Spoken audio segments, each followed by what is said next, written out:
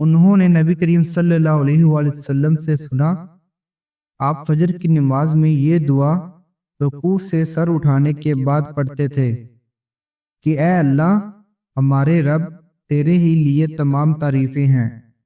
پھر آپ نے کہا، اے اللہ فلاں اور فلاں کو اپنی رحمت سے دور کر دے۔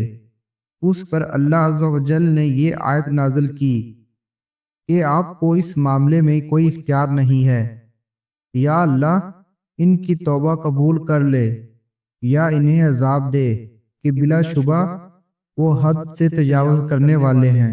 رسول اللہ صلی اللہ علیہ وآلہ وسلم نے فرمایا، ساری امت جنت میں جائے گی سوائے ان کے جنہوں نے انکار کیا۔